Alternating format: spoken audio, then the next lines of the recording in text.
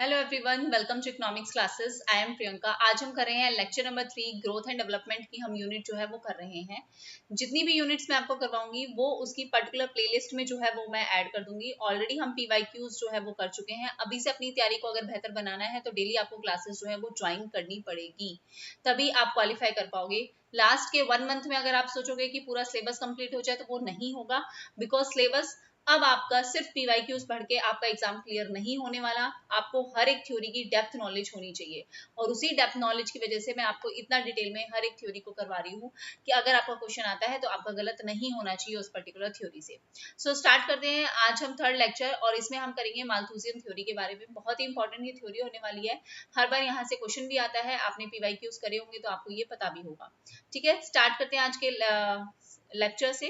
And please share with maximum number of students. Response कुछ बहुत अच्छा नहीं मिल रहा है, और इतनी मेहनत करने के बाद जो आपको कहीं पे भी नहीं मिलेगा आपको फ्री में, वो मैं चीज आपको प्रोवाइड करवा रही हूँ। तो आपका इतना फर्ज तो बनता है कि आप मैक्सिमम जो है शेयर करें क्लासेस को। स्टार्ट करते हैं हम। थॉमस माल्थस, पूरा नाम क्या है इन इकोनॉमिस्ट का? Thomas Robert Malthus. Thomas Robert जो माल्थस हैं, ये एक ब्रिटिश इकोनॉमिस्ट हैं। ठीक है, और आप सोचोगे कि ये चीज आप क्यों बता रहे हो, क्योंकि ये भी क्वेश्चन आ जाता है कि ये कौन से इकोनॉमिस्ट है। तो ये ब्रिटिश इकोनॉमिस्ट हैं जिनको माना जाता है अपनी थ्योरी, और इन्होंने थ्योरी दी थी किसके ऊपर? पॉपुलेशन ग्रोथ पे इन्होंने थ्योरी दी थी, और इसी के लिए ये पर्टिकुलरली जो है वो नोन है। और 1798 में इनकी बुक थी an essay on an, spelling गलत होगी ना, an essay on principle of population. ये बुक भी बहुत बार आ चुकी है एग्जाम में directly. An essay on principle of population, इसके ये बुक इन्होंने दी थी और इसके लिए ये नोन है। अपनी थ्योरी में माल्थस ने क्या आर्ग्यू किया है, मैं आपको पहले कंक्लूसिवली बता देती हूँ कि इस थ्योरी में कहा क्या गया है। माल्थस ने ये आर्ग्यू किया है कि जो पॉपुलेशन है वो एक्सपेंड करेगी इनएविटेबली। ठीक है, मतलब एक ज्योमेट्रिक प्रोग्रेशन से, और जो आपके फूड ग्रेन है वो अर्थमेटिक प्रोग्रेशन से ग्रो करेगा। आपकी पॉपुलेशन ग्रो करेगी इनएविटेबली, एक्सपेंड करेगी। ठीक है, अंटिल अंटिल जब तक वो अवेलेबल फूड सप्लाई से ज्यादा ना हो जाए, जब तक आपकी जो है पॉपुलेशन जो है वो ग्रो करती रहेगी। और इसकी वजह से, पॉपुलेशन ग्रोथ की वजह से, आपके सामने जो प्रॉब्लम आएगी वो आएंगी डिजीज की, फेमाइन की, वॉर की, कैलेमिटी की। ये प्रॉब्लम्स जो हैं वो आपके सामने आ सकती हैं। Population will grow at geometric progression and the food grain will grow at arithmetic progression, ऐसा इन्होंने अपनी थ्योरी में जो है वो कहा है। ठीक है, पर्टिकुलरली 18th और अर्ली 19th सेंचुरी के टाइम में कुछ ऐसे फिलोसफर्स थे जो ये बिलीव करते थे कि जो ह्यूमन सोसाइटी है वो कंटिन्यू इम्प्रूव करती रहेगी। लेकिन माल्थस ने जो है इसे काउंटर किया और आर्ग्यू कहा कि जो जनरल पॉपुलेशन है वो इस तरीके से इनवेरिएबली ग्रो करेंगी कि वो पुअर और मिजरेबल जो है कंडीशंस जो है वो क्रिएट कर सकती हैं। ठीक है, तो अपनी ऑब्जर्वेशन में इन्होंने ये चीज जो है वो पर्टिकुलरली डिफाइन की कि कंक्लूजन, पॉपुलेशन इंक्रीज करेगी जियोमेट्रिकली, ठीक है, जियोमेट्रिक प्रोग्रेशन से। एंड फूड प्रोडक्शन जो आपका इंक्रीज करेगा वो करेगा अर्थमेटिकली। ठीक है, और ये इतनी ओवरग्रो कर जाएगी कि ये प्रॉब्लम्स जो है वो क्रिएट कर सकती है इकोनॉमी में। अब हम स्टार्ट करते हैं अपनी थ्योरी से। ये तो मैंने आपको सिर्फ कंक्लूजन बताया डायरेक्टली कि इस पर्टिकुलर थ्योरी में इन्होंने ये कहा है।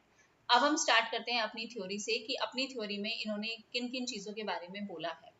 तो सबसे पहले इन्होंने जो कॉन्सेप्ट दिया है डेवलपमेंट का, उसमें ये क्या कहते हैं?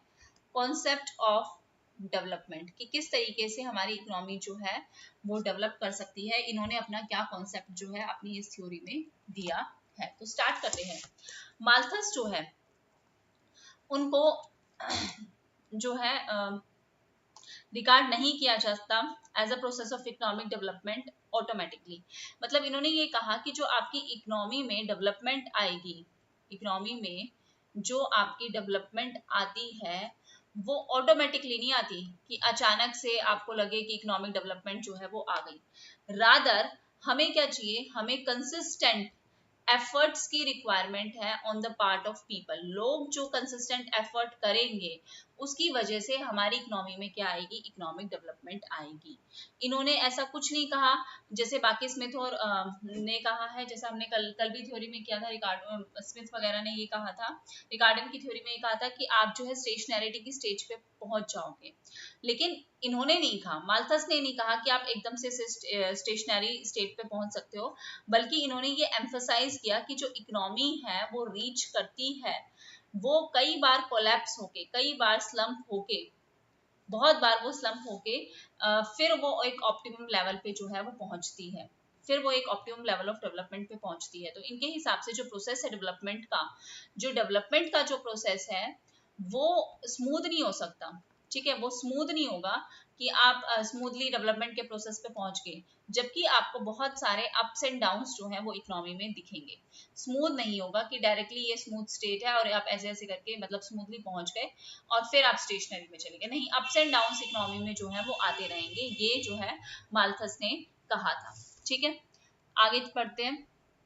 माल्थस का जो पूरा कंसर्न था, वो कंसर्न था किसके ऊपर, प्रोग्रेस ऑफ वेल्थ, कि आपको वेल्थ को कैसे प्रोग्रेस करना है, वेल्थ को कैसे बढ़ाना है किसी भी कंट्री को। और प्रोग्रेस ऑफ वेल्थ का मतलब क्या है कि जो इकोनॉमिक डेवलपमेंट है वो अचीव कर सकती है उस कंट्री में, पर्टिकुलरली इंक्रीज हो सकता है वेल्थ का, और वेल्थ जो है डिपेंड करती है कि आप जो है कितनी, एक सेकेंड, वेल्थ जो है डिपेंड करती है कि आप कितनी क्वांटिटी में जो है वो आपका प्रोडक्शन ऑब्टेन हो रहा है, किससे, कितनी क्वांटिटी में आपका प्रोडक्शन जो है वो ऑब्टेन हो रहा है, किससे, लेबर से, और पार्टली आपकी प्रोडक्शन की वैल्यू कितनी है, इन चीजों पे डिपेंड करती है आपकी progress of wealth. Okay, now आगे हम डिस्कस करते हैं कि ये तो इन्होंने कॉन्सेप्ट ऑफ डेवलपमेंट के बारे में बोला, लेकिन उसके बाद पॉपुलेशन ग्रोथ के साथ इन्होंने कैसे इकोनॉमिक डेवलपमेंट को लिंक किया वो हमने कंक्लूजन में भी देख लिया, लेकिन कंप्लीट थ्योरी में भी देख लेते हैं कि इन्होंने क्या क्या कहा है। Population growth and economic development, साथ ही साथ आप अपने नोट्स जो है वो बनाते रहना, और इस तरीके से बनाना कि आपको फाइनल रिवीजन करने में जो है वो आसानी हो। मैं भी आपको बहुत ज्यादा डिटेल में बता रही हूँ, लेकिन आप जो है शॉर्ट में अपने तरीके से जो है वो लिख सकते हैं। तो प्रिंसिपल ग्रोथ और इकोनॉमिक डेवलपमेंट में इन्होंने अपनी बुक में कहा, और इनके हिसाब से पॉपुलेशन जो ग्रोथ है, सिर्फ पॉपुलेशन का ग्रोथ होना ही सफिशिएंट नहीं है इकोनॉमिक डेवलपमेंट के लिए, सिर्फ पॉपुलेशन का बढ़ना ही सफिशिएंट नहीं है इकोनॉमिक डेवलपमेंट के लिए, जबकि हमें एक पर्टिकुलर प्रोसेस की रिक्वायरमेंट है कि हम किस तरीके से डेवलपमेंट तक पहुंच सकते हैं। ठीक है, आप पॉपुलेशन जो ग्रो करोगे, जो पॉपुलेशन इकोनॉमी में ग्रो होगी, जो पॉपुलेशन इकोनॉमी में ग्रोथ होगी जो पॉपुलेशन की, वो बिना वेल्थ की इंक्रीज के नहीं हो सकती। मतलब पॉपुलेशन ग्रोथ जो है वो टेक प्लेस नहीं कर सकती जब तक कि उतना ही एक प्रोपोर्शनेट ग्रोथ आपकी वेल्थ में ना हो। मतलब प्रोपोर्शनेट ग्रोथ ऑफ वेल्थ का होना बहुत जरूरी है अगर आपको पॉपुलेशन ग्रोथ चाहिए तो, अगर आपको पॉपुलेशन ग्रोथ चाहिए तो। So as rate of capital accumulation, जैसे आपका कैपिटल एक्यूमुलेशन की रेट जो है वो ग्रो करेगी, उसी हिसाब से आपकी डिमांड फॉर लेबर भी क्या करेगी, इंक्रीज करेगी, और इसी वजह से फिर पॉपुलेशन ग्रोथ जो है इकोनॉमी में होगी। लेकिन पहले क्या होना चाहिए, कैपिटल एक्यूमुलेशन, मतलब आपका वेल्थ भी उसी प्रोपोर्शन में इंक्रीज होना चाहिए, तभी आपकी पॉपुलेशन ग्रोथ के इंक्रीज होने का फायदा है। सिर्फ आप ये कह दो कि पॉपुलेशन ग्रोथ हो जाएगी और उस वजह से फिर हमारी जितनी पॉपुलेशन होगी उतना लेबर होगा, उतनी वेल्थ जनरेट हो जाएगी, ऐसा नहीं होगा। पॉपुलेशन ग्रोथ इंक्रीज करेगी वेल्थ को सिर्फ कब, जब ये जो पॉपुलेशन ग्रो हो रही है वो एक इकोनॉमी में क्या क्रिएट कर सके, वो एक इकोनॉमी में इफेक्टिव डिमांड को क्रिएट कर सके। और इस चीज को स्मिथ ने, वो केन्स ने भी बहुत सराहा था कि चलो कम से कम कैम्ब्रिज स्कूल से एक माल्थस हैं जिन्होंने जो है इफेक्टिव डिमांड की बात की है, और ये उन्होंने बहुत इस चीज को अप्रिशिएट किया था। तो इन्होंने यही कहा कि सिर्फ जो है पॉपुलेशन ग्रो होने से ही, इसका मतलब हम ये नहीं कह सकते कि पॉपुलेशन ग्रो होगी तो वेल्थ इंक्रीज हो जाएगी, उतनी ही आपकी इफेक्टिव डिमांड जो है वो इंक्रीज होनी चाहिए, और इसी इफेक्टिव डिमांड के इंक्रीज होने से हम कह सकते हैं कि हमारी वेल्थ में जो है वो क्या होगा, इंक्रीज होगा। क्लियर है, आगे चलते हैं। ये पॉपुलेशन ग्रोथ और डेवलपमेंट के बारे में बोला। उसके बाद इन्होंने रोल क्या बताया कि रोल क्या है, role of production and distribution का, कि किस हिसाब से प्रोडक्शन एंड डिस्ट्रीब्यूशन होगा, इसका क्या रोल होगा आपकी इकोनॉमी में। तो माल्थस है वो क्या कहते हैं कि प्रोडक्शन और डिस्ट्रीब्यूशन, प्रोडक्शन भी और डिस्ट्रीब्यूशन भी, दूसरे पेंसिल लेती हूँ, प्रोडक्शन भी और डिस्ट्रीब्यूशन भी, ये दोनों के दोनों बहुत ही इंपॉर्टेंट एलिमेंट हैं किसके, वेल्थ के, बहुत इंपॉर्टेंट एलिमेंट है वेल्थ के। अगर ये एक राइट प्रोपोर्शन में कंबाइन हो जाए, कि जिस हिसाब से प्रोडक्शन हो रही है, मतलब वैल्यू जनरेशन हो रहा है और डिस्ट्रीब्यूशन जो हो रहा है लोगों में, अगर वो एक राइट प्रोपोर्शन में कंबाइन हो जाते हैं, सही प्रोपोर्शन मिल जाता है इन्हें, तो ये वेल्थ को इंक्रीज कर सकते हैं बिल्कुल शॉर्ट टाइम में। बहुत शॉर्ट टाइम में हमारी पूरी इकोनॉमी की वेल्थ जो है वो इंक्रीज हो सकती है। बट अगर हम इसे सेपरेटली या कंबाइन कर लें, बट इनका प्रोपोर्शन सही नहीं है, कि देखो अमीर तो अमीर होते जा रहे हैं, गरीब गरीब होते जा रहे हैं, तो ये प्रोपोर्शन तो सही नहीं है ना। सही प्रोपोर्शन होने का मतलब क्या है, कि जितनी वैल्यू प्रोड्यूस हो रही है वो कम से कम बराबर तो मिले लोगों को, सब लोग बराबर तो रहें, तभी तो पूरी इकोनॉमी में वेल्थ जो है वो इंक्रीज होगी। लेकिन अगर ये अनड्यू प्रोपोर्शन है, तो हमें थाउजेंड्स ऑफ ईयर लग सकते हैं एक प्रॉपर वेल्थ को इंक्रीज करने के लिए, थाउजेंड्स ऑफ ईयर लग जाएंगे अगर इनका प्रोपोर्शन सही नहीं है। तो माल्थस एम्फसाइज करते हैं कि मैक्सिमम प्रोडक्शन होना, मैक्सिमम प्रोडक्शन होना और ऑप्टिमम एलोकेशन होना आपके रिसोर्सेज का, ऑप्टिमम एलोकेशन होना आपके रिसोर्सेज का, ये दोनों जरूरी है किसके लिए, वेल्थ को इंक्रीज करने के लिए, और वो भी किसमें, शॉर्ट रन में। शॉर्ट रन में इंक्रीज हो सकती है, otherwise it will take thousands of year to increase the wealth in an economy. Okay, now अब आगे चलते हैं। नेक्स्ट इन्होंने फैक्टर्स ऑफ इकोनॉमिक डेवलपमेंट किसको बोला, कितने लोग हैं जो फैक्टर्स हैं किसके, इकोनॉमिक डेवलपमेंट के। जैसे हमने बाकी सारे में बिजनेसमैन, लैंडलॉर्ड, इन सब की बात की थी, ऐसे ही माल्थस डिफाइन करते हैं जो प्रॉब्लम है इकोनॉमिक डेवलपमेंट की, वो क्या एक्सप्लेन करती है आपको। जो प्रॉब्लम आ रही है इकोनॉमिक डेवलपमेंट में वो किस वजह से आ रही है, क्या उसके रीजंस है, क्यों प्रॉब्लम है। क्योंकि एक डिफरेंस है, डिफरेंस है किस चीज में, एक पोटेंशियल, कि आपकी क्या पोटेंशियल है जीएनपी की, ग्रोस नेशनल प्रोडक्ट की, और आप एक्चुअल इकोनॉमी में ग्रोस नेशनल प्रोडक्ट जो है वो क्या हो रहा है, इसमें डिफरेंस है। इस वजह से इकोनॉमिक डेवलपमेंट में प्रॉब्लम आ रही है। अब आपकी ही बात ले लो, आपकी पोटेंशियल है कि आप आज ही से 6 घंटे लगातार पढ़ सकते हो और दिसंबर में डायरेक्टली जेआरएफ जो है वो क्वालिफाई कर सकते हो, बट नहीं, आज सब सोते रहेंगे और दिसंबर में एग्जाम है तो नवंबर में जागेंगे कि चलो हमें तो पढ़ना है, ओहो हमें तो टेंशन हो रही है। बट अभी नहीं जागोगे, अगर अभी से डेली पढ़ने लग जाओगे अपनी पोटेंशियल के हिसाब से, तो ये जो डिफरेंस है पोटेंशियल और एक्चुअल का वो कम हो सकता है। यही सेम चीज माल्थस ने बोली कि इकोनॉमिक डेवलपमेंट आपको चाहिए तो जो आपकी पोटेंशियल है आपको उस हिसाब से काम करना चाहिए, और पोटेंशियल में और एक्चुअल में डिफरेंस आ रहा है, इसलिए जो है प्रॉब्लम क्रिएट हो रही है इकोनॉमिक डेवलपमेंट में। तो माल्थस के अकॉर्डिंग जो साइज है पोटेंशियल ग्रोस नेशनल प्रोडक्ट का, वो किन चीजों पे डिपेंड करता है, वो 4 चीजों पे डिपेंड करता है। और वो 4 चीजें कौन कौन सी हैं, एक तो है आपका लैंड, लैंड पे डिपेंड करता है।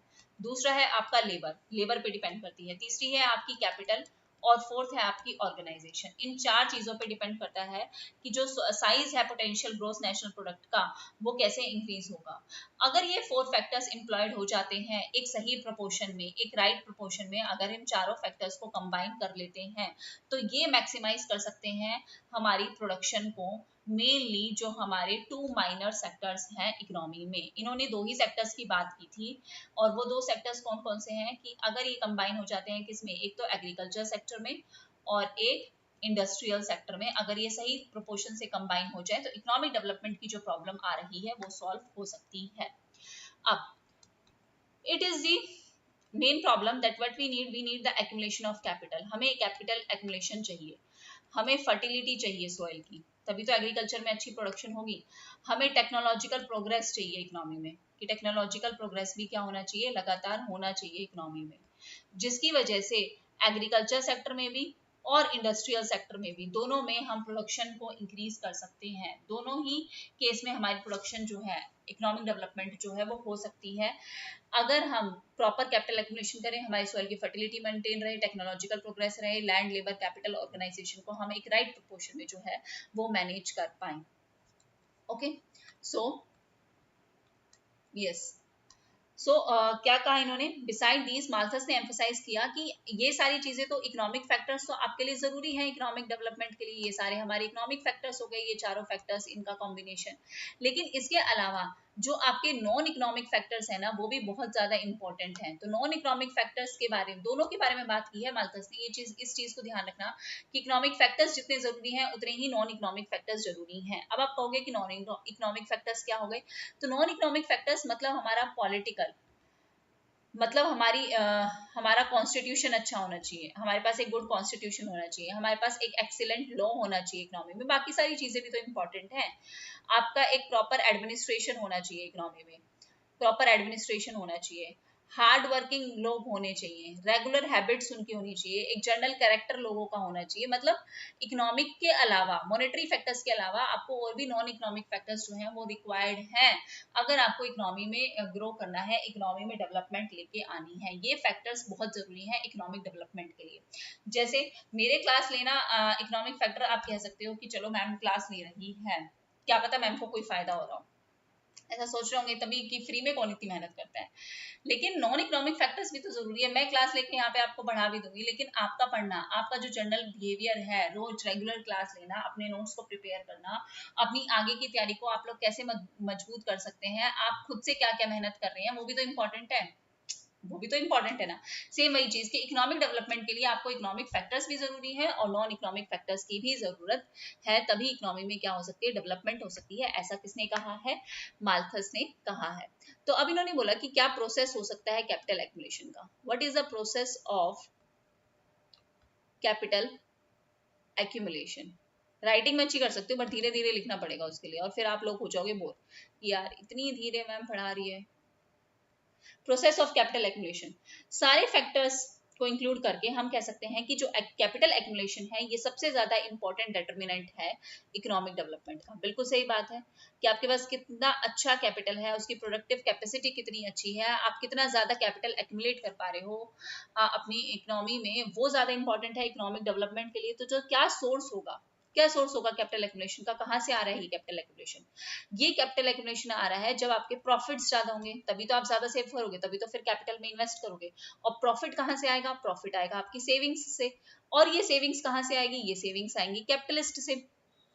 कैपिटलिस्ट ही जो है वो सेव करेंगे, वर्कर्स को तो बेचारों को सिर्फ सब्सिस्टेंस मिल रहा है ना, वर्कर्स को तो सिर्फ सब्सिस्टेंस वेज मिल रहे हैं, तो वो तो सेव कर नहीं सकते। सेव कौन, सिर्फ कौन करेगा, सेव करेंगे सिर्फ कैपिटलिस्ट।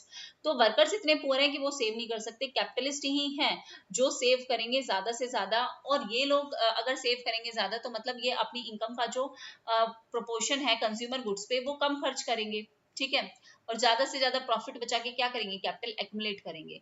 लेकिन अगर आप ये सोचो कि यही लोग ज्यादा पैसा कमा रहे हैं और यही लोग अपना पैसा बचा लेंगे, तो फिर इकोनॉमिक ग्रोथ जो रिटार्ड हो जाएगी ना, इकोनॉमिक ग्रोथ तो खत्म हो जाएगी। इस चीज को भी हम आगे समझेंगे कि कैसे एक बैलेंस जो है, इन दोनों की सेविंग जो है वो बैलेंस्ड, एक प्रोपोर्शनेट मैटर में, एक प्रोपोर्शनेट अमाउंट में जो है वो सेविंग होनी चाहिए। बहुत ज्यादा सेविंग करना भी कैपिटलिस्ट के लिए, इस लालच में वो कर रहे हैं कि हम तो प्रॉफिट बचा के इन्वेस्टमेंट करेंगे, लेकिन इस इन्वेस्टमेंट का करेंगे क्या, इस प्रोडक्शन का करेंगे क्या, जब कोई खरीदने वाला ही नहीं होगा तो क्या करेंगे इस प्रोडक्शन का। अमीर लोग तो यही ज्यादा है ना, इन्हीं के पास ज्यादा पैसा है।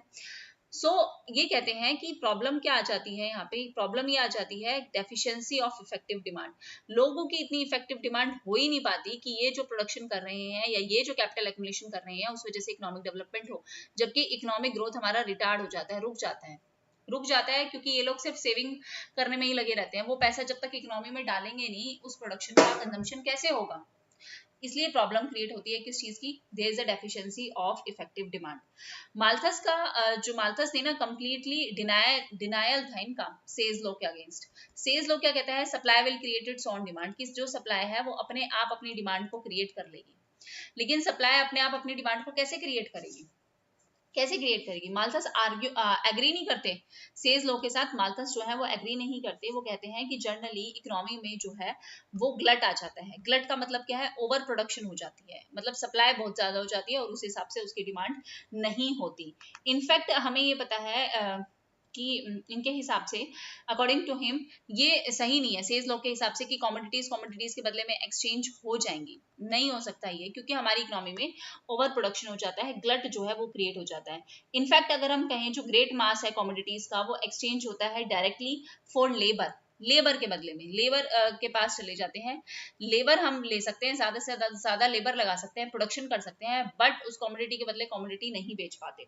तो वर्कर्स जो है वो कंज्यूमर है, वर्कर्स ही मेन क्या है, वही कंज्यूमर्स हैं, क्योंकि कैपिटलिस्ट तो क्या कर रहे हैं, कैपिटलिस्ट सेव कर रहे हैं। तो सिंस हमें ये पता है कि जो हमारे वर्कर्स हैं वो हमारे क्या हैं, वो आपके मेन कंज्यूमर्स हैं, वर्कर्स आपके क्या हैं, मेन कंज्यूमर्स हैं, और इन्हें जो वैल्यू मिल रही है, वो लेस मिल रही है then the value of product they produce. मतलब जितना ये प्रोडक्ट प्रोड्यूस कर रहे हैं उससे कम वैल्यू ही तो इन वर्कर्स को मिलती है, तो वो कितना ही कंज्यूम कर लेंगे आखिरकार। सोचने वाली बात है कि ये लोग कितना ही कंज्यूम कर लेंगे, क्या ये सारी कमोडिटीज खरीद लेंगे जो मार्केट में बन रही है, मतलब क्या सप्लाई अपने आप अपनी डिमांड क्रिएट कर लेगी, नहीं कर पाएगी ना। तो इस वजह से जो प्रॉब्लम आ जाती है इकोनॉमी में वो किसकी आ जाती है, एक्सेस सप्लाई की। इकोनॉमी में क्या क्रिएट हो जाती है, एक्सेस सप्लाई हो जाती है कमोडिटी में, मार्केट में, किसके रिलेशन में, डिमांड के रिलेशन में, उतनी डिमांड नहीं आ पाती। और ये जो गैप है ना सप्लाई और डिमांड का, ये फिल नहीं हो सकता even by the demand of capitalist. Capitalist भी अगर आके डिमांड कर लेना तो वो भी इस गैप को फिल नहीं कर पाएंगे, क्योंकि उनको अपना कुछ पैसा तो कहाँ पे लगाना पड़ेगा, कैपिटल एक्यूमुलेशन में लगाना पड़ेगा। तो कैपिटलिस्ट जो है वो किस में बिलीव करते हैं, कंजूसी में। ये लोग होते हैं कंजूस। ये लोग ये सोचते हैं कि अपने आप को भाई लग्जरी से बचा लो, कन्वीनियंस से बचा लो। क्यों? क्योंकि हमें तो अपना रिवेन्यू जो है वो सेव कर रहे हैं। हमें अपना रिवेन्यू क्यों सेव करना है, क्योंकि हमें अपनी कैपिटल में ऐड करना है, क्योंकि हमें कैपिटल एक्युमुलेशन ज्यादा से ज्यादा करना है। तो इनके इस कंजूस पने की वजह से ये तो सोचते हैं कि हम वर्कर्स ज्यादा रख लेते हैं, हम जो है एक काम करते हैं, हम प्रोडक्टिव वर्कर ज्यादा रख लेते हैं, क्योंकि हमने इतनी कैपिटल एक्युमुलेशन कर ली कि अब हमें उसके लिए वर्कर्स भी चाहिए। तो हम एक काम करते हैं, अच्छे वर्कर्स रख लेते हैं, जो एट द एंड क्या बनेंगे, वो एट द एंड क्या होंगे, कंज्यूमर्स ही होंगे। बट ये बेचारे कस्टमर्स, ये सॉरी ये बेचारे वर्कर्स, ये सारे के सारे इकोनॉमी में सारी कमोडिटीज को परचेज नहीं कर पाएंगे। यही तो प्रॉब्लम है, यही चीज इन्हें समझ में नहीं आ रही। और इसी वजह से इकोनॉमी में क्या हो जाएगी, जर्नली ओवर प्रोडक्शन की प्रॉब्लम जो है वो क्रिएट हो जाएगी। इकोनॉमी में क्या आ जाएगा, इकोनॉमी में ग्लट आ जाएगा कमोडिटीज का। क्यों? Because there is a deficiency of effective demand. क्योंकि इकोनॉमी में इफेक्टिव डिमांड की कमी है, इफेक्टिव डिमांड उतनी नहीं हो रही है, अंडर कंजम्पशन हो रहा है। और इसकी वजह से क्या प्रॉब्लम आएगी, जब इकोनॉमी में एग्रीगेट डिमांड एग्रीगेट डिमांड कम है और एग्रीगेट सप्लाई बहुत ज्यादा है, तो it will lead to fall in prices, it will lead to fall in profits.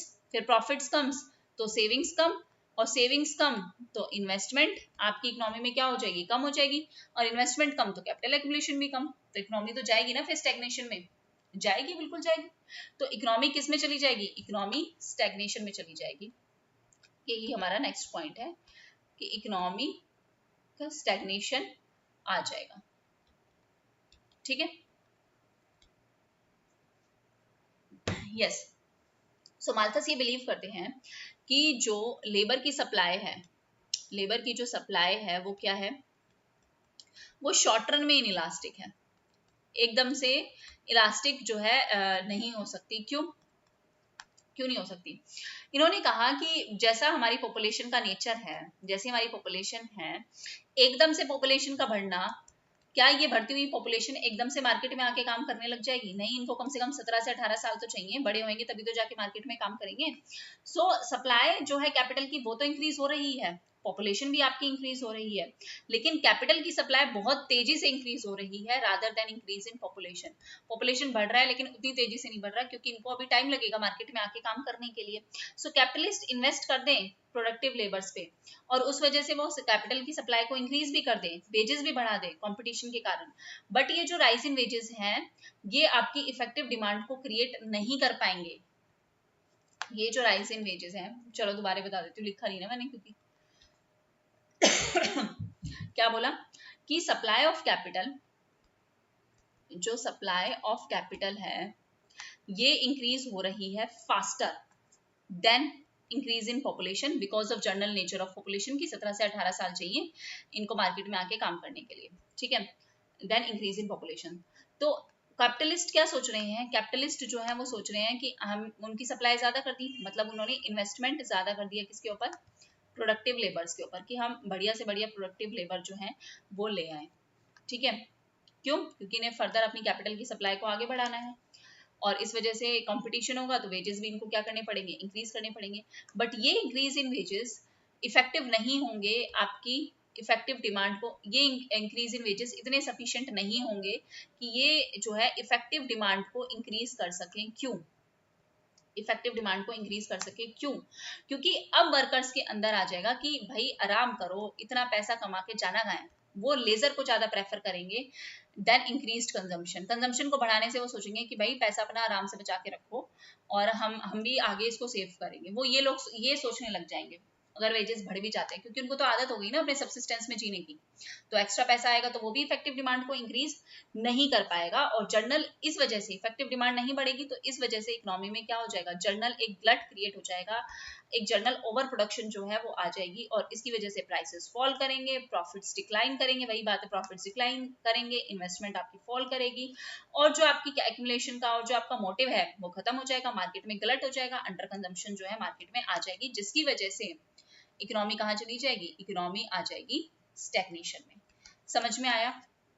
अब ये ऐसा तो नहीं है कि इन्होंने बस बोल दिया कि इकोनॉमिक डेवलपमेंट ऐसे हो सकती है और इकोनॉमी में जो है इस तरीके से स्टैग्नेशन आ जाएगी। अब इन्होंने ये भी बताया कि आप क्या क्या मेजर्स जो है वो ले सकते हो, measures to promote economic development. Economic development को प्रमोट करने के लिए क्या क्या मेजर्स, क्या क्या स्टेप्स जो है वो लिए जा सकते हैं। क्वेश्चन आ सकता है कि माल्थस ने क्या बताया था कि आप कौन कौन से स्टेप्स जो है वो ले सकते हो।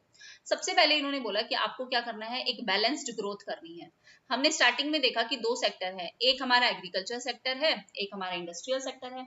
तो माल्थेसियन सिस्टम में इन्होंने बोला है कि इकोनॉमी जो है डिवाइड है किसमें, दो सेक्टर में, एक आपके एग्रीकल्चर सेक्टर में और एक आपके इंडस्ट्रियल सेक्टर में। और आपको टेक्नोलॉजिकल प्रोग्रेस इन दोनों सेक्टर में चाहिए।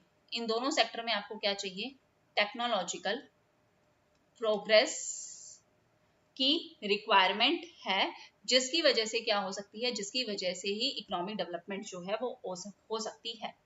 आप एग्रीकल्चर में तब तक अपनी कैपिटल जो है वो इन्वेस्ट करते रहो जब तक कि आपका जो पूरा एरेबल लैंड है, जितना भी आपके पास फर्टाइल लैंड है, वो सारा का सारा कल्टीवेशन में नहीं आ जाता, जब तक आप एग्रीकल्चर में इन्वेस्ट करते रहो, ठीक है, उसको इंप्रूव करो। लेकिन एक पॉइंट के बाद आपके पास एग्रीकल्चर सेक्टर में कोई प्रॉफिट की अपॉर्चुनिटी नहीं बचेगी। क्यों? क्योंकि एग्रीकल्चर सेक्टर में किसकी प्रॉब्लम है, there is a problem of diminishing returns. आप फिक्स्ड पे कितना लेबर लगाते जाओगे, एक पॉइंट के बाद तो आपको डिमिनिशिंग रिटर्न्स मिलने लग जाएंगे ना यहाँ पे। वही तो अब इन्वेस्टमेंट की अपॉर्चुनिटी यहाँ से तो खत्म हो गई, अब आप इन्वेस्टमेंट कहाँ करो, अब इन्वेस्टमेंट की अपॉर्चुनिटी सिर्फ एग्जिस्ट करती है कहाँ पे, इंडस्ट्रियल सेक्टर में। अब आप कहाँ जाके इन्वेस्ट करो, अब आप इंडस्ट्रियल सेक्टर में जाके इन्वेस्ट करो और इतना इन्वेस्ट करो कि ये जो है पूरी इन्वेस्टमेंट आपकी most of the population growth को क्या कर ले, most of the population growth को पूरा का पूरा जो है, मतलब मैक्सिमम जो है वो एब्जॉर्ब कर ले, मैक्सिमम एब्जॉर्ब कर ले अपनी पॉपुलेशन ग्रोथ को, किसमें, इंडस्ट्रियल सेक्टर में। और जिससे जो कॉस्ट ऑफ लिविंग है वर्कर्स की, जो कॉस्ट ऑफ लिविंग है, ये यहाँ पे पैसा कमाएंगे तो इनकी कॉस्ट ऑफ लिविंग जो है वर्कर्स की वो रिड्यूस हो जाए, लैंड पे जो ये मतलब डिपेंड है ना कि हमें सिर्फ एग्रीकल्चर से ही कमाना है, वहां पे हटके अब ये लोग इंडस्ट्रियल में भी आ जाएं, ठीक है। और माल्थस ये बिलीव करते हैं कि आपको एक बैलेंस्ड ग्रोथ करना पड़ेगा, किसमें, एग्रीकल्चर सेक्टर में और इंडस्ट्रियल सेक्टर में, दोनों में अगर आपको इकोनॉमी में डेवलपमेंट चाहिए। पहला तो इन्होंने ये बोला कि that you should have a balanced growth in both the sectors. दूसरी चीज इन्होंने क्या बोली, आपको क्या जरूरत है, आपको जरूरत है, you have a requirement of increasing effective demand. आपको जरूरत है कि आप इफेक्टिव डिमांड को क्या करो, इफेक्टिव डिमांड को बढ़ाओ, इफेक्टिव डिमांड को जो है वो रेज करो। अब टेक्निकल प्रोग्रेस अकेला तो इकोनॉमिक डेवलपमेंट नहीं ला सकता ना, कि आपने टेक्नोलॉजिकल प्रोग्रेस कर दिया और इकोनॉमिक डेवलपमेंट आ गई। कब तक, जब तक कि आपकी डिमांड ना बढ़े। डिमांड ही नहीं बढ़ेगी तो आप कुछ भी करते जाओ कि क्या कोई फर्क पड़ेगा इस चीज से, टेक्नोलॉजी ले आओ बढ़िया से बढ़िया, लेकिन लोग उसकी डिमांड ही नहीं करेंगे तो क्या मतलब है। तो माल्थस ये सजेस्ट करते हैं कि नंबर ऑफ मेजर्स आपको लेके आने पड़ेंगे अगर आपको डिमांड को बढ़ाना है। सबसे पहले डिमांड कैसे बढ़ सकती है, जब ज्यादा से ज्यादा इक्विटेबल डिस्ट्रीब्यूशन होगा, मोर इक्विटेबल डिस्ट्रीब्यूशन अगर होता है लैंड का और वेल्थ का, लैंड और वेल्थ का अगर आप ज्यादा से ज्यादा इक्विटेबल डिस्ट्रीब्यूशन करते हो लोगों में। माल्थस ये बिलीव करते हैं कि भाई कुछ अमीर लोगों से होने से अच्छा है कि भाई सब में बराबर पैसा जो है वो बट जाए। मतलब अगर आपके पास 30 से 40 ओनर्स हैं, ठीक है, जिनकी इनकम एवरेज है, मान के चलो 1 से लेके 5,000 तक के बीच में इनकी जो है एवरेज इनकम है, वो लोग ज्यादा डिमांड करेंगे बजाय कि आपके पास सिर्फ एक ही बंदा है जो मिलियनर है, हो मिलियनर, क्या ये अकेला बंदा कितना ही खा लेगा, कितनी ही इफेक्टिव डिमांड कर लेगा, नहीं करेगा ना। इससे अच्छा है कि ये पैसा जो है वो इक्विटेबल जो है वो डिस्ट्रीब्यूटेड हो। इसलिए माल्थस बिलीव करते हैं कि फ्यू मॉडरेट रिच पीपल ज्यादा इफेक्टिव डिमांड कर सकते हैं एक मिलियनर की जगह, ठीक है। सो ये इस चीज को फेवर करते हैं। दूसरा इन्होंने किस चीज को फेवर किया कि पहले तो आप इक्विटेबल डिस्ट्रीब्यूशन करो लैंड का और वेल्थ का। दूसरा इन्होंने बोला कि आप जो है इफेक्टिव डिमांड इंक्रीज कर सकते हो by the expansion of internal and external trade, अगर आप इंटरनल और एक्सटर्नल ट्रेड जो है वो बढ़ा देते हो तो भी जो है इफेक्टिव डिमांड जो है वो इंक्रीज हो जाएगी। इंटरनल और एक्सटर्नल ट्रेड अगर इंक्रीज होगा तो लोगों की वांट्स, लोगों के टेस्ट, ये सब इंक्रीज होंगे, उनकी डिजायर्स, उनको बाहर से ही पता चलेगा कि क्या क्या सामान आ रहा है, जो एब्सोल्युटली नेसेसरी है कि आपके मार्केट प्राइस को कीप अप कर सके। मतलब प्रॉफिट, आप अगर बाहर बेचना स्टार्ट करोगे तो मतलब डोमेस्टिक के अलावा आप और दूसरे सेक्टर्स में भी तो जा रहे हो, और बाहर की चीज इंडिया में मतलब अगर मान के चलो इंडिया है तो इंडिया में आ रही है। तो भाई इंटरनल और एक्सटर्नल ट्रेड दोनों जरूरी हैं अगर आपको इफेक्टिव डिमांड को बढ़ाना है। और थर्ड, माल्थस ये सजेस्ट करते हैं कि जो अनप्रोडक्टिव कंज्यूमर्स हैं उनको मेंटेन करके रखो।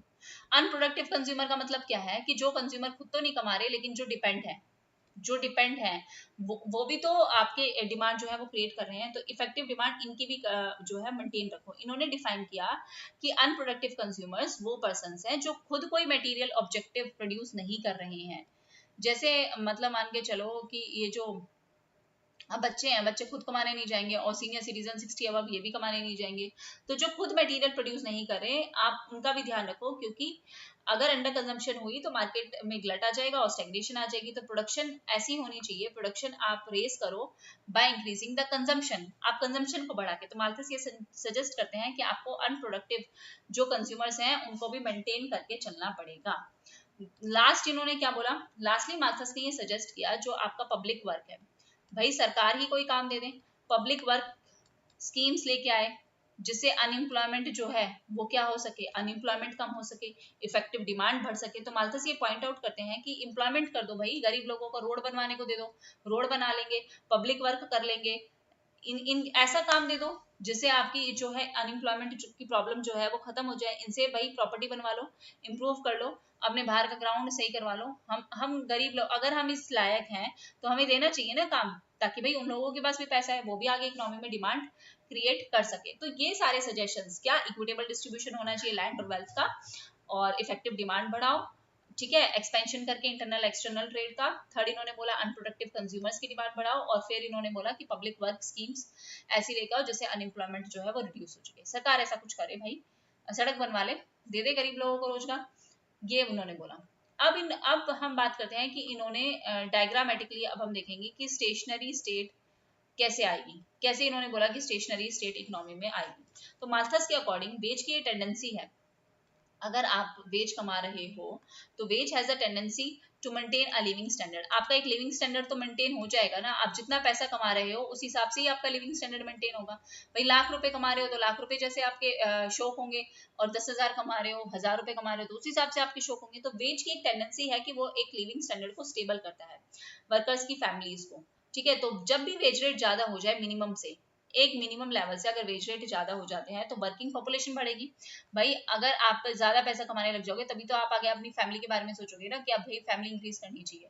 तो अगर आपके वेज रेट एक मिनिमम से ज्यादा हो जाते हैं तो उस मिनिमम से ज्यादा होने के कारण आपकी लेबर पावर बढ़ेगी, आपकी पॉपुलेशन बढ़ेगी फास्टर रेट से, और फिर आपका लिविंग स्टैंडर्ड भी उसी हिसाब से फिर इंक्रीज होगा जिस हिसाब से आपके वेजेस बढ़ेंगे। तो अल्टीमेटली जो टेंडेंसी आएगी डिमिनिशिंग रिटर्न्स की, एक पॉइंट पे तो आके वही बात है कि डिमिनिशिंग रिटर्न्स तो इकोनॉमी में आएंगे ही आएंगे, और वो अप्लाई करेंगे डिमांड एंड सप्लाई पे, एक सब्सिस्टेंस लेवल पे तो आप वापस जाओगे ही जाओगे।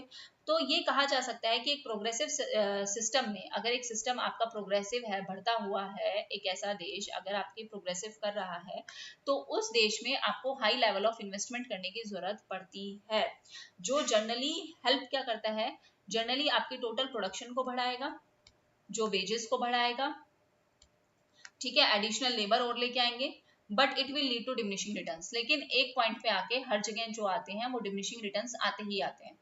आप हर जगह एकदम सही लेवल मेंटेन नहीं कर सकते, एक पॉइंट पे तो आपको रुकना ही पड़ेगा। तो जब पॉपुलेशन इंक्रीज हो जाएगी, वेजेस फिर आपको रिड्यूस करने पड़ेंगे, वापस डिमिनिशिंग रिटर्न्स आएंगे, तो फिर इन्वेस्टमेंट प्रॉफिट कम होगा, सेविंग कम होगी, इन्वेस्टमेंट कम होगा, और इकोनॉमी वापस से till the propensity to invest does not end, जब तक एक लेवल तक, जब तक आप इन्वेस्ट कर रहे हो, जब तक आपकी एक लेवल ऑफ इन्वेस्टमेंट है कि भाई यहाँ तक इन्वेस्ट कर दिया, इससे आगे इन्वेस्ट करेंगे तो हमारी डिमिनिशिंग रिटर्न्स मिलेंगे। जैसे नॉर्मल जो टोटल प्रोडक्ट का कर्व होता है वो क्या कहता है, एक पॉइंट पे स्टेबल जाके वो नेगेटिव रिटर्न्स आपके टोटल प्रोडक्ट डिक्लाइन करने लग जाता है ना, वही बात है कि एक पॉइंट पे आके जब आपकी प्रोपेंसिटी टू इन्वेस्ट खत्म हो जाएगी, जब आपके पास यही नहीं बचेगा कि भाई मैं अब इन्वेस्टमेंट किस लिए करूँ, डिमांड तो हो नहीं रही, तो उस पॉइंट पे इकोनॉमी जो है वो कहाँ पहुंच जाएगी, उस पॉइंट पे इकोनॉमी जो है वो स्टेशनरी स्टेट पे जो है वो पहुंच जाएगी। तो माल्थस ने स्टेशनरी स्टेट को एक डायग्राम से जो है वो एक्सप्लेन किया है, और वो डायग्राम मैं आपको बना के दिखा देती हूँ कि इन्होंने क्या बताया है। इस साइड तो लिया पॉपुलेशन एक्स एक्सिस पे, और वाई एक्सिस पे ले लिया आपका standard of living, standard of living, जहां पे इस लाइन को उन्होंने डिफाइन किया कि मान लो ये एक आपकी पर्टिकुलर लाइन है जो डिफाइन करती है कि इतना आपका स्टैंडर्ड ऑफ लिविंग है, ठीक है। और ये आपका जो है ये एक तो मिनिमम स्टैंडर्ड ऑफ लिविंग है जो मेंटेन होना चाहिए, और ये आपका रियल स्टैंडर्ड ऑफ लिविंग है, ठीक है। मतलब मैंने आपको बताया था ना कि जैसे जैसे आपके वेजेस कम है तो आप एक थोड़ा कम लेवल मेंटेन करके रखते हो, लेकिन जैसे जैसे वेजेस बढ़ेंगे आपका लिविंग ऑफ स्टैंडर्ड इंप्रूव होगा। अगर वेजेस कम हो गए तो फिर लिविंग ऑफ स्टैंडर्ड जो है वो कम हो जाएगा, वही बात है यहाँ पे। तो हमने उसको किससे डिफाइन किया, एल से लेके L1 तक हमारा जो है क्या है, वो एक रियल लिविंग स्टैंडर्ड है, वो जो हमारे वेजेस के हिसाब से जो है वो चेंज होगा, रियल लिविंग स्टैंडर्ड, और ये हमारा एक नॉर्मल है जो हम मेंटेन करके रखेंगे, ठीक है। अब जो क्या रिफ्लेक्ट करता है, क्वांटिटी ऑफ पॉपुलेशन, जैसे जैसे हमारी पॉपुलेशन की क्वांटिटी बढ़ेगी हमारा स्टैंडर्ड इंप्रूव होगा, इंप्रूव होगा, इंप्रूव होगा, जैसे जैसे हम ज्यादा कमाते जाएंगे, ठीक है। तो ये जो शेप है L से लेके L1 तक, वो क्या शो कर रही है कि इनिशियल स्टेज पे, एक इनिशियल स्टेज पे पॉपुलेशन इंक्रीज होगी अलोंग विद द वेजेस। जैसे जैसे आपकी पॉपुलेशन बढ़ेगी वैसे वैसे आपका लिविंग स्टैंडर्ड बढ़ेगा, क्योंकि आपके वेजेस जो है वो इंक्रीज हो रहे हैं, जिसकी वजह से आपका हायर स्टैंडर्ड ऑफ लिविंग जो है वो मेंटेन होगा। जैसे जैसे पॉपुलेशन बढ़ेगी वैसे वैसे आपका लिविंग स्टैंडर्ड भी क्या होता जाएगा, इंक्रीज होता जाएगा, ठीक है। अब एक हाईएस्ट लेवल आने के बाद, एक आप अपने हाईएस्ट लेवल पे पहुंच गए, मान लो ये आपका हाईएस्ट लेवल है, मान लो क्या यही आपका एक हाईएस्ट लेवल होगा जिसको हमने मान लिया M, जहां पे आपकी ऑप्टिमम पॉपुलेशन कितनी होगी कि इतनी आपकी जो है वो ऑप्टिमम, अगर ये आपका लिविंग स्टैंडर्ड सबसे हाई है तो मतलब ये मान लिया जाएगा कि ये आपकी क्या है, ऑप्टिमम पॉपुलेशन का लेवल, कि इतनी आपकी इकोनॉमी में ऑप्टिमम पॉपुलेशन होनी चाहिए।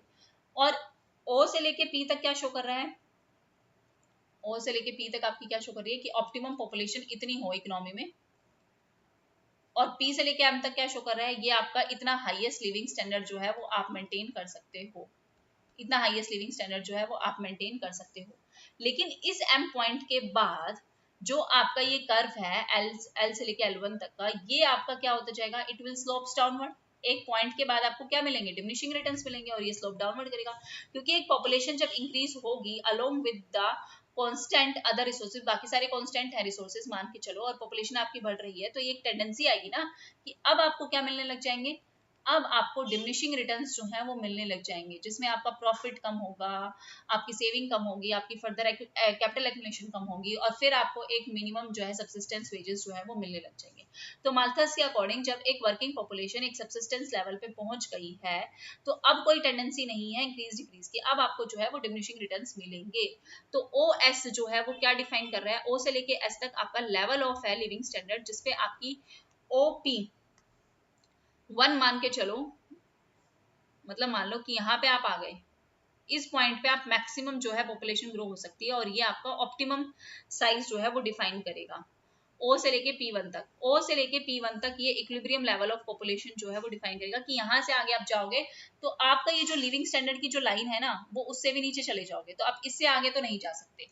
यहाँ तक आप पॉपुलेशन को बढ़ा पाओगे, लेकिन इससे आगे अगर जाओगे तो आप लिविंग स्टैंडर्ड जो आपका एक मिनिमम लिविंग स्टैंडर्ड है ना S से लेके W तक, आप उससे भी नीचे जो चले जाओगे। अगर पॉपुलेशन मतलब सीधी सी बात है, अगर पॉपुलेशन OP1 से आगे चली जाती है तो आपका रियल लिविंग स्टैंडर्ड है, जो आपका ये रियल लिविंग स्टैंडर्ड है ना, वो आपके सब्सिस्टेंस से भी नीचे चला जाएगा। तो क्या ऐसा कोई चाहेगा? और पॉपुलेशन फिर आपकी डिक्लाइन, फिर फर्दर फिर आपकी पॉपुलेशन को आपको डिक्लाइन करना पड़ेगा, क्योंकि आप लिविंग स्टैंडर्ड से भी नीचे चले गए। सब्सिस्टेंस लेवल आपको अपना बढ़ाना पड़ेगा, या तो सब्सिस्टेंस लेवल बढ़ाना पड़ेगा ना, क्योंकि ये एक लेवल है और आप अगर उससे भी नीचे चले जाओगे तो वो सिचुएशन तो आपकी इकोनॉमी के लिए खराब हो जाएगी। तो आपको पॉपुलेशन क्या करनी पड़ेगी, कम। अगर पॉपुलेशन डिक्लाइन करेंगे, OP1 से अगर नीचे आपकी पॉपुलेशन जाती है तो आपका रियल लिविंग स्टैंडर्ड जो है वो बच सकता है। तो आपको कहाँ मेंटेन करके चलना पड़ेगा, आपको एक सब्सिस्टेंस लेवल जो है वो रीच करना पड़ेगा। एक लॉन्ग रन में आपको एक लेवल पे, अपने सब्सिस्टेंस लेवल पे पहुंचना पड़ेगा लॉन्ग रन में, एक मिनिमम स्टैंडर्ड ऑफ लिविंग को मेंटेन करने के लिए। अदरवाइज अगर इससे ज्यादा पॉपुलेशन बढ़ जाए, इस OP1 से ज्यादा अगर पॉपुलेशन बढ़ जाती है, तो वो आपके जो जो मिनिमम आपका लिविंग स्टैंडर्ड है, रियल लिविंग स्टैंडर्ड आपका, उससे भी नीचे जो है वो चला जाएगा। समझ में आ गई बात? अब कंक्लूजन के लिए अगर हम कहें कि क्या कंक्लूजन हम दे सकते हैं, कंक्लूजन आपका क्या निकलेगा? कंक्लूजन आपका ये निकलेगा, सम अप करने के लिए हम कह सकते हैं कि माल्थुसियन थ्योरी, जो आपकी माल्थुसियन थ्योरी है, ये क्या शो कर रही है कि अंडर कंजम्पशन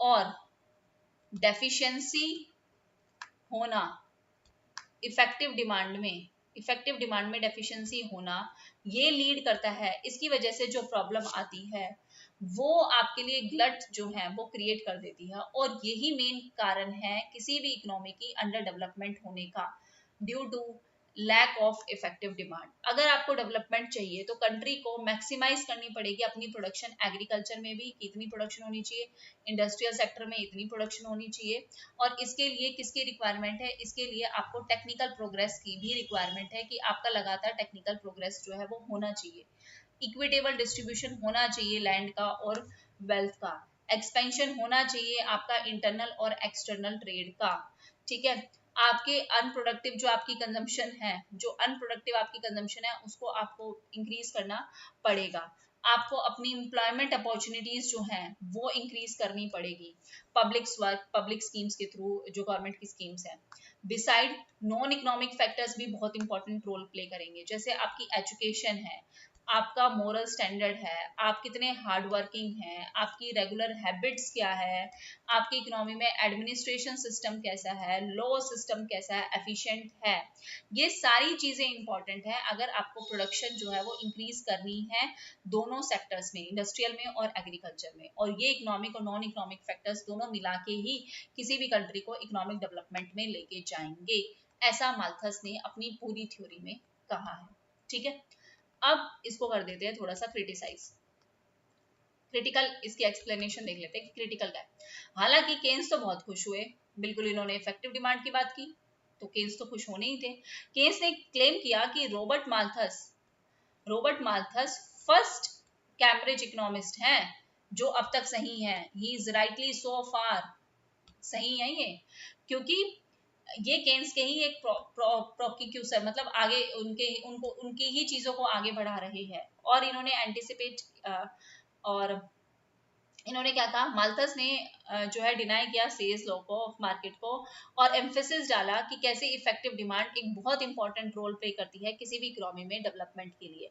पर्टिकुलरली इन्होंने पॉइंट आउट किया कि क्या इंपॉर्टेंस है टेक्निकल प्रोग्रेस की, क्या इंपॉर्टेंस है, वही चीज है, क्या इंपॉर्टेंस है इक्विटेबल डिस्ट्रीब्यूशन ऑफ वेल्थ की, क्या इंपॉर्टेंस है टेक्निकल प्रोग्रेस की, क्या इंपॉर्टेंस है इंटरनल और एक्सटर्नल ट्रेड की, ठीक है, क्या इंपॉर्टेंस है कि पब्लिक वर्क प्रोग्राम भी होने चाहिए, गुड एडमिनिस्ट्रेशन होना चाहिए, मतलब वही नॉन इकोनॉमिक और इकोनॉमिक फैक्टर्स दोनों के दोनों कितने इंपॉर्टेंट है किसी भी कंट्री में एक बैलेंस्ड ग्रोथ, एक इकोनॉमिक डेवलपमेंट को लाने के लिए। तो ये मेजर्स जो है रिकॉग्नाइज किए गए। डिस्पाइट इन सारे फायदों के बाद भी माल्थस को कई चीजों पे जो है वो क्रिटिसाइज किया जाता है। पहली चीज क्या है क्रिटिसाइज करने के लिए, कि इन्होंने बोला एक सेकुलर स्टैग्नेशन है, एक सेकुलर स्टैग्नेशन जो है वो इनहेरेंट है। माल्थस ये आर्ग्यू करते हैं कि जो प्रोसेस है कैपिटल एक्यूमुलेशन का, वो आपको एक पॉइंट पे स्टैग्नेशन पे ले ही जाएगा, मतलब एक प्रोलॉन्ग्ड पीरियड होगा स्लो ग्रोथ का, आपको बहुत टाइम लगेगा ग्रोथ करने के लिए, क्योंकि इनहेरेंटली इन्होंने बोला कि स्टैग्नेशन इनहेरेंट है कैपिटल एक्यूमुलेशन में, कि आप कैपिटल एक्यूमुलेशन करते जाओगे तो स्टैग्नेशन आएगी आएगी, बट ऐसा जरूरी तो नहीं है। ऐसा जरूरी तो नहीं है ना कि अगर आप, इन्होंने बोल दिया कि अंडर कंजम्पशन होगी ही होगी, बट अंडर कंजम्पशन कोई परमानेंट फिनोमिना थोड़ी ना है। अगर आप मेजर्स ले लो, अपने स्टेप्स ले लो, तो आप इस अंडर कंजम्पशन को कम कर सकते हो, इफेक्टिव डिमांड क्रिएट कर सकते हो। तो ऐसा तो नहीं है कि कैपिटल एक्यूमुलेशन की वजह से हमेशा ही सेकुलर स्टैग्नेशन आएगी ही आएगी, एक प्रोलॉन्ग पीरियड चलेगा ही स्लो ग्रोथ का, नहीं ना। अगर आप इस अपनी प्रॉब्लम को, जो अंडर कंजम्पशन की जो प्रॉब्लम है, इसको सॉल्व कर लेते हो, तो ये जो आपने बोला है कि ये एक परमानेंट फिनोमिना है, वो परमानेंट फिनोमिना नहीं, वो तो एक टेम्परेरी फिनोमिना बन जाएगा अगर आप इस चीज को सही कर देते हो। तो सेकुलर स्टैग्नेशन इनहेरेंट नहीं है, मतलब इनहेरेंट का मतलब होता है जन्मजात, की इसी के साथ है कि कैपिटल एक्युमुलेशन होगा तो स्टेग्नेशन होगी ही होगी, ऐसा माल्थस ने कहा, बट ऐसा कुछ भी नहीं है। ठीक है, इनका एक नेगेटिव व्यू था कैपिटल एक्युमुलेशन को लेके, भाई कि कैपिटल एक्युमुलेशन से स्टेग्नेशन होगी, तो इनका ये जो नेगेटिव व्यू है उस पर भी इनको क्या किया जाता है, क्रिटिसाइज किया जाता है। और इन्होंने एक वही सेम कहानी की वन साइडेड सेविंग, कि कैपिटलिस्ट हैं वही सेव करेंगे, लेबर तो बेचारे सेव करते ही नहीं, बट जो इनकम अर्नर्स हैं वही तो सेव करते हैं ना, प्रॉफिट अर्नर्स तो प्रॉफिट कमाने के बारे में और सोचेंगे, असली में जो इनकम अर्नर्स होते हैं, जो लेबर्स होते हैं, वो जाके सेव करते हैं, तो वही इन्होंने वन साइडेड सेविंग की बात की। ठीक है, और और इनको किस चीज पे, कि आप जो है अनप्रोडक्टिव जो कंज्यूमर्स हैं उनकी उनकी कंजम्पशन को बढ़ाओ, लेकिन एक बात बताओ, जो इंसान खाली बैठा है उसको उसकी कंजम्पशन को बढ़ाने के लिए सरकार ही सब कुछ कर लेगी, तो वो खाली ही बैठना चाहेगा, फिर वो काम नहीं करना चाहेगा, तो ये एक प्रॉब्लम क्रिएट कर सकता है इकोनॉमी के लिए। आप तो डेलिबरेटली एक आइडियल इंसान को बैठे हुए सपोर्ट करने की बात कर रहे हो, कि बैठे रहो तुम, तो तुम्हें तो राशन मिल ही जाएगा फ्री में, तो ये तो गलत चीज है ना, ये चीज, इस चीज पे और क्रिटिसाइज किया गया। अब अगर हम इसकी बात करें कि इसकी क्या एप्लीकेबिलिटी है अंडर डेवलप्ड कंट्री में, तो आप खुद सोचो, ये सारी बातें जैसी इन्होंने कही, ये सारी की सारी बातें अंडर डेवलप्ड कंट्री से कहीं ना कहीं लिंक जो है वो करती ही है। ठीक है, हमारी इकोनॉमी में ऐसा होता है कि पॉपुलेशन जो है वो ग्रो कर रही है ज्योमेट्रिकली, और जो आपकी फूड है, फूड ग्रेन की प्रोडक्शन है, वो आपकी अर्थमेटिकली, उतनी तो हम ला नहीं रहे। हालांकि भाई देखो, आप कह सकते हो कि ग्रीन रेवोल्यूशन आया और टेक्नोलॉजिकल प्रोग्रेस हो रहा है, हाँ हो रहा है, बट ये प्रॉब्लम तो बेसिकली लेस डेवलप्ड कंट्रीज में देखने को मिलती ही है ना। तो माल्थस जो है पहले बंदे हैं जिन्होंने फील्ड ऑफ इकोनॉमिक डेवलपमेंट में पॉवर्टी और अंडर डेवलपमेंट की, अंडर डेवलप्ड कंट्रीज में पर्टिकुलरली जो है वो बात की अपनी बुक में। इन्होंने बोला कि इकोनॉमिक बैकवर्डनेस, मतलब स्पेशली इन्होंने जो काम किया वो स्पेन में, हंगरी में, टर्की में, आयरलैंड में, एशिया में, अफ्रीका में, लैटिन अमेरिका में, इन सब में इन्होंने इन सबको देखते हुए अपनी थ्योरीज जो है वो दी है। इसलिए इनकी जो थ्योरी है इकोनॉमिक डेवलपमेंट के हिसाब से अंडर डेवलप्ड कंट्रीज के लिए ज्यादा रेलिवेंट जो है वो साबित की जाती है, कि ज्यादा रेलिवेंट है आज के टाइम में अगर हम कहें। तो माल्थस का जो डिवीजन है, जो एनालिसिस है, कि इन्होंने इकोनॉमी को दो सेक्टर में डिवाइड किया, कि एग्रीकल्चर है और इंडस्ट्रियल सेक्टर है, वो सही बात है, हाईली रियलिस्टिक बात इन्होंने की है कि अंडर डेवलप्ड कंट्रीज में मेनली ये दो सेक्टर सीधे के जाते हैं। किसी भी डेवलप्ड कंट्री में बोला जाएगा कि सर्विस सेक्टर सबसे आगे है, लेकिन मेनली अंडर डेवलप्ड कंट्रीज में एग्रीकल्चर को बहुत ज्यादा जो है इंपॉर्टेंस दी जाती है। तो अंडर डेवलप्ड कंट्रीज का ड्यूअलिस्टिक इकोनॉमी ही मेनली है, एग्रीकल्चर और इंडस्ट्रियल सेक्टर। ठीक है, और डिस्पाइट टेक्नोलॉजिकल प्रोग्रेस होने के कारण भी एग्रीकल्चर सेक्टर में हमें क्या देखने को मिलते हैं, डिमिनिशिंग रिटर्न्स। ये सेम आप जो है अंडर डेवलप्ड कंट्री की बात कर लो, कितने भी एफर्ट कर लो, आपको डिमिनिशिंग रिटर्न्स जो है देखने को मिलेंगे ही। जबकि जो है इंडस्ट्रियल सेक्टर आपका ऑपरेट कर सकता है इंक्रीजिंग रिटर्न्स में, ज्यादा से ज्यादा इनोवेशन टेक्नोलॉजी ये लेके आओ। सो कॉन्सिक्वेंटली हम कह सकते हैं कि एग्रीकल्चर सेक्टर अगर किसी भी इकोनॉमी का फिर कम होएगा, तो फिर उसका इंडस्ट्रियल सेक्टर भी जो है वो कम होगा, because industrial sector as a input agriculture sectors के प्रोडक्ट को जो है वो यूज करेगा, तो फिर दोनों आपस में इंटरलिंक और इंटररिलेटेड रहेंगे ही रहेंगे। तो इनका जो एनालिसिस है कि कोज क्या है पॉवर्टी का, गरीबी का कारण क्या है। वो सही बात है कि आपकी कंट्री में स्केर्सिटी है फर्टाइल लैंड की, अगर फर्टाइल लैंड अच्छा हो तो दिक्कत ही क्या है, बढ़िया फर्टाइल लैंड हो, बढ़िया प्रोडक्शन होगी, प्रॉब्लम ही क्या होगी।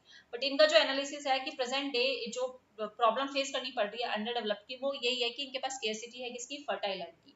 पॉवर्टी, ज्यादा पॉवर्टी का कारण जो है वो यही है। जितने भी लार्ज लैंड ओनर्स हैं वो, मतलब आजकल लोगों के पास एक तो small small size of land हो गया, स्मॉल साइज ऑफ लैंड ज्यादा है, उस पर ज्यादा प्रोडक्शन हो नहीं सकती, इसलिए गरीब इंसान गरीब का गरीब ही रहेगा। और वो कैसे इंडस्ट्रियल आउटपुट की डिमांड कैसे कर पाएगा, क्योंकि उसके वहां तो प्रोडक्शन ही इतनी नहीं हो रही है, तो कैसे डिमांड करेगा। तो इंडस्ट्रियल सेक्टर भी बहुत ही लिमिटेड है, ये भी इतना वो नहीं है बहुत बढ़िया चल रहा कि ये एक सफिशिएंट एम्प्लॉयमेंट जो है वो जनरेट करके दे सके। तो ये प्रॉब्लम्स मेनली लिंक करती ही हैं अंडर डेवलप्ड कंट्रीज के साथ, तो इसलिए जो डिमांड है वो क्रिएट नहीं हो पाती, क्योंकि इनका एक तो साइज स्मॉल है, इतना बड़ा साइज नहीं है डेवलप के कंपैरिजन में कि ये एक सफिशिएंट एम्प्लॉयमेंट दे सके according to the population growth के हिसाब से। So consequently peasants, landlord, worker, industrialist, ये सब आपको एक बैकवर्ड स्लोपिंग सप्लाई कर ही देंगे।